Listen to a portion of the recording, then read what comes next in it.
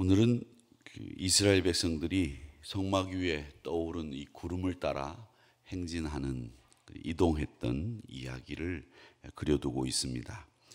구름이 움직이면 그 명령을 따라 여호와의 명령으로 알아 그분의 임재를 경험하면서 그 구름의 인도를 따라 순종하면서 이동했다는 이야기입니다. 이 모습을 보면 우리가 역시 변함없으신 하나님을 신뢰해야 되겠구나, 하나님의 말씀에 순종했던 이스라엘 백성들을 본받아야 되겠구나, 이런 생각을 하게 됩니다. 먼저 15절에서부터 16절 말씀에 보면 성막을 세운 날에 구름이 성막 위에 임해서 이 증거 장막을 덮었습니다. 15절 말씀이 그렇게 얘기하죠. 성막 위에 불 모양 같은 것이 나타나서 아침까지 이르렀으되 곧 증거의 성막을 덮었다, 이렇게 되어 있습니다. 낮에는 시원한 구름 모양으로 또 밤에는 따뜻한 불 모양으로 나타나시는 것으로 이스라엘 백성들을 보호하시고 또 이스라엘 백성들과 함께 하시는 하나님의 성품을 그대로 드러내는 이 자연 현상이 바로 구름, 불 모양의 저녁에는요 구름이었습니다. 이스라엘 백성들이 광야에서 산다. 이 광야라고 하는 곳은 사람이 살 만한 곳이 아니죠. 우리가 사는 이런 동네하고는 완전히 질적으로 차이가 납니다. 아무것도 없습니다. 그저 바람막을 벽 하나도 없는 곳이 광야이고 들짐승들이 우글대는 것이고 또 거기는 약육강식의 생존 방식만 있는 곳이 광야라고 하는 곳입니다.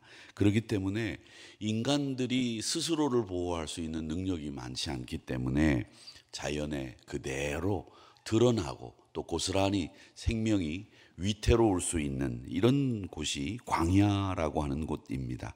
우리가 성지순례를 가면 광야 체험을 한다 해서 버스를 타고 가다가 좀 좋은 곳, 걸을 만한 곳에 가이드가 딱 세워놓고 내리라 그래가지고 거기를 맨발로 광야 체험을 할 수 있도록 하는데, 그것은 굉장히 소녀적인 감상에서 걷는 광야 생활이고요. 광야 생활 자체가 베두인들이 사는 광야 생활을 이렇게 보면 이 천막을 쳐놓고 그곳에서 그야말로 완전히 이 광야와 동화가 되지 않고서는 살아낼 수가 없는 곳이 척박한 땅 광야라고 하는 곳입니다. 그곳에서 40년을 살았으니까 하나님이 도와주지 않으시면 이스라엘 백성들이 살아날 재간이 없는 곳입니다. 장정이 60만이 떠났고 어린아이들과 여인들과 노인네들까지 합치면 대략 220만 명 정도 되는 인원이 광야에서 40년 동안 아무것도 없는 데서 살았다? 불가능한 일이다라는 거죠. 농사를 매년 지어서 소출이 있는 것도 아니고, 그리고 양을 매일 잡아먹을 수 있는 것도 아니고, 하늘에서 만나와 메추라기가 떨어지지 않으면 살아낼 재간이 없는 곳이 광야라고 하는 곳입니다. 그런데 하나님은 그런 것뿐만 아니라 구름까지 동원하셔서 낮에는 뜨거운 햇빛으로부터 저녁에는 추운 날씨로부터 보호하시면서 인도해 주셨다라고 하는 것이죠. 이런 것을 보면 저는 모든 환경에서, 어떤 환경에서도 우리 하나님은 우리를 끝까지 지키시는 분이시구나라는 것을 보게 되는 것이고요. 성막 위의 구름처럼 하나님은 우리 삶의 중심에 서셔서 항상 모든 것을 아시고 또 항상 모든 것을 바라보고 계시다라는 것을 또 깨닫게 됩니다. 광야 같은 세상 속에 살고 있는 우리들, 목자 없는 이처럼 느껴질 때 많이 있지만 그럴 때마다 성막 위에 구름처럼 우리와 함께 하시는 하나님을 늘 기억하시는 여러분들 되시기를 주님의 이름으로 축복합니다. 오늘도 예배 끝나고 이제 돌아가실 때까지 해가 안 뜰 것 같은데 오늘 낮에 해가 혹시 이제 뜨고 날씨가 불순하지 않으면 구름을 이렇게 한번 바라보시기를 꼭 권면드립니다. 그리고 그 구름 위에 계시는 하나님의 따뜻한 손길을 체험하는 오늘 하루가 되시기를 바랍니다. 오늘 구름 보기 약속을 여러분과 제가 꼭 하고 그 구름 위에 계신 하나님을 체험하는 하루가 되시기를 주님의 이름으로 축복합니다. 자, 그 다음에 17절에서부터 18절까지의 말씀을 보면 이스라엘 백성들이 구름을 따라 이동했습니다. 구름을 따라 이동합니다. 혹시 구름이 저녁부터 아침까지 있다가 아침에 구름이 떠오를 때에는 그들이 행진하였습니다. 이렇게 기록되어 있죠. 이건 백성들이 자기의 판단을 따라서 행진하고 자기의 판단을 따라서 움직이지 않았다라고 하는 겁니다. 하나님의 인도하심에 순종하는 모습을 보여주고 있는 거죠. 여러분, 그렇습니다. 우리 믿음의 사람들은 하나님의 말씀에 순종해서 움직이는 사람들이어야 합니다.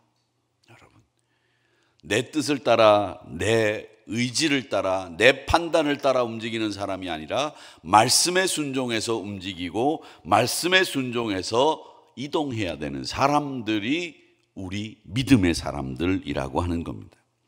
출애굽 시대만 하더라도 사막이나 광야를 횡단할 때 어떻게 횡단해야 되는지, 어떻게 사막을 건너야 되는지 인간의 지혜가 없었겠습니까? 있었을 거예요. 왜? 그 당시에도 사막을 건너는 사람들이 있었고요. 그 당시에도 많은 사람들이 왕래를 했습니다. 태양의 위치도 알았을 것이고 별의 모양을 보면서 날씨도 동서남북도 판단하고 더운 때에는 밤에 이동하고 추울 때에는 낮 시간을 활용하고 어느 시간에는 짐승들이 출몰하는 시간이다, 어느 시간에는 갑자기 바람이 부는 시간이다, 이런 것들 고대인들도 다 알았을 겁니다. 논리적으로 효율적으로 안전하게 건널 수 있는 방법들을 다 터득하고 있었을 거예요. 그런데 그들은 구름을 따라 사는 법을 선택했다고 하는 겁니다. 여러분, 인간의 지혜보다도 하나님의 인도를 선택했다고 하는 이 이스라엘 백성들의 선택과 행진의 그 모습을 우리가 잘 적용해야 됩니다. 우리도 이 세상에 살면서 너무나 많은 정보와 너무나 많은 지식과 지혜를 가지고 있습니다. 어떻게 보면 인간이 이 정도의 지식을 가지고 있을까 싶을 정도로, 그리고 AI라고 하는 것이 요즘 막 뜨고 있고 여러분 컴퓨터를 쳐보시면 계속 GPT가 떠가지고 물어보라 그러면 다 대답하고, 여러분 핸드폰도 요즘에는 이제 AI 핸드폰이 되어서 이 녀석이 제가 해야 될 일 다 할 수 있는 날이 곧 옵니다.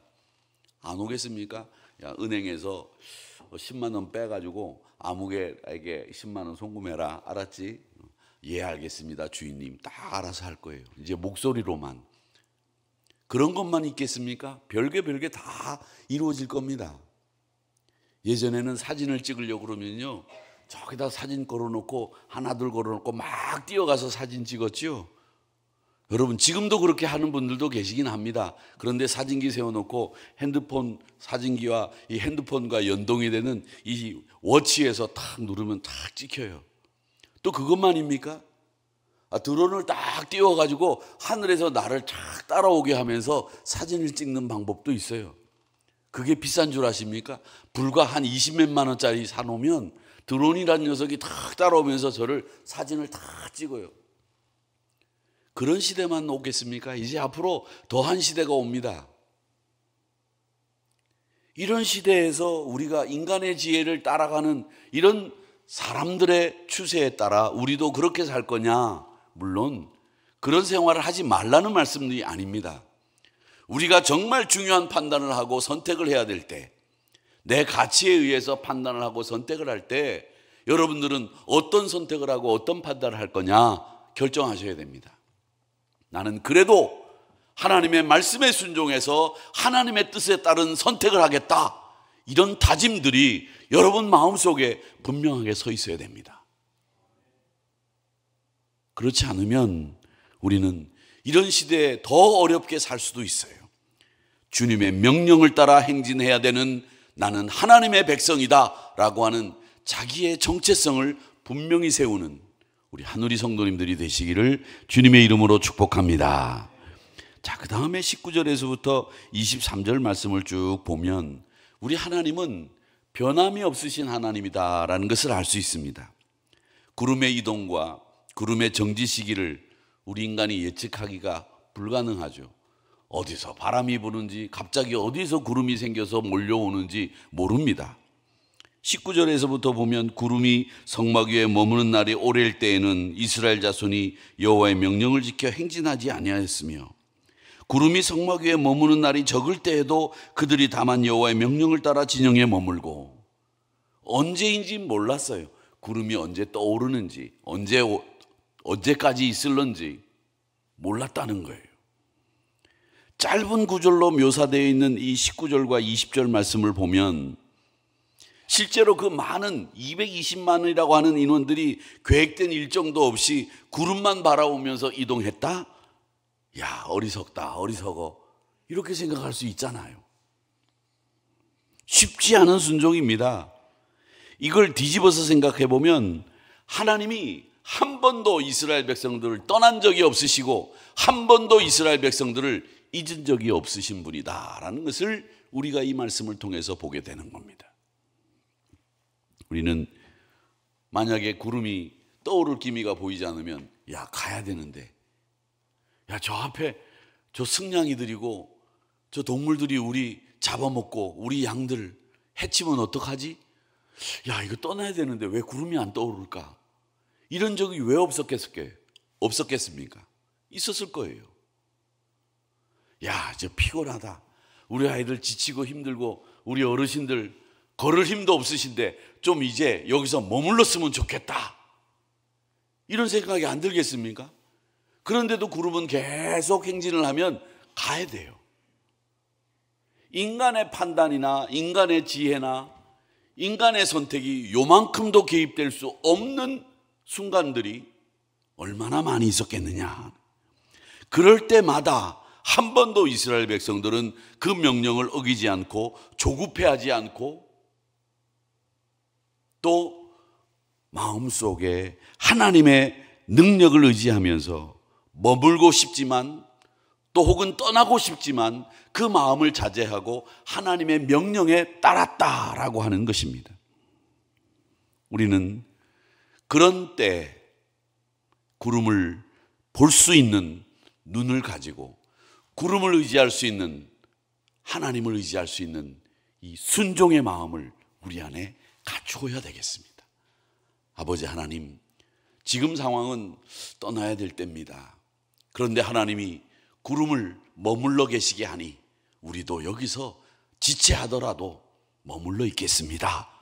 이런 하나님의 말씀에 순종하고 그것을 우선시하는 가치 우선의 제도를 그 마음속에 다 가지시기를 바랍니다. 그래서 변함없이 우리 가운데 임재하시는, 그래서 그 백성을 인도하시는 하나님을 신뢰하시기를 축원합니다. 기다리는 시간도 하나님의 뜻 안에 포함되어 있고 삶의 인내와 순종을 필요하는 광야라고 하는 사실을 받아들이셔야 됩니다. 모세를 통해서 이르신 여호와의 명령을 따라 여호와의 직임을 지켰던 백성들처럼 오늘도 변함없는 하나님을 신뢰하면서 따라가는 이스라엘 백성들과 같은 하나님의 백성들 다 되시기를 주님의 이름으로 축복합니다. 우리가 바쁘게 사느라고 땅에만 고정되어 있던 시선을 이제 좀 하늘로 옮겨 보십시오라고 말씀드리겠습니다. 오늘은 특별히 혼란이 가중될 수 있는 날이다. 아침에 눈을 뜨면서 오늘이 참 걱정이 됩니다. 통합이 되는 날일까? 더 갈등이 부추겨지는 날이 될까? 어떤 날이 될까? 이런 생각을 하면서 오늘 하루를 하나님, 이 대한민국을 지켜주시기를 원합니다. 우리 이스라엘 백성들을 지켜주셨던 하나님이 이 대한민국을 지켜주시기를 바랍니다. 이런 기도를 하고 나왔습니다. 또 나오는데 성결신문에 보니까 산불 진화를 하기 위해서 소방 헬기를 몰다가 그 소방 헬기가 떨어졌는데 그 떨어진 헬기를 조종하던 분이 우리 성결교회 장로님이셨다고 하는 기사를 봤어요. 가슴이 얼마나 아프고 안타까운지, 우리 성결인들이 우리 대한민국 이곳저곳에서 활약을 하다가 하나님의 사랑과 뜻을 실천하다가 이렇게도 돌아가시고 저렇게도 돌아가시는구나 라는 생각을 하면서 마음이 한켠이 참 울적하고 좀 답답했습니다. 최악의 산불을 만난 우리 국민들 어려움을 하나님이 치료해 주시고 위로해 주시기를 바라고, 또 하나님이 어려운 결단이 이루어지는 이날에 지켜주시는 대한민국이 되기를 바라는 마음으로 기도했습니다. 오늘 나가셔서 꼭 하늘 구름을 바라보시고 하나님의 인도함을 받는 저와 여러분이 되기를 주님의 이름으로 축복합니다.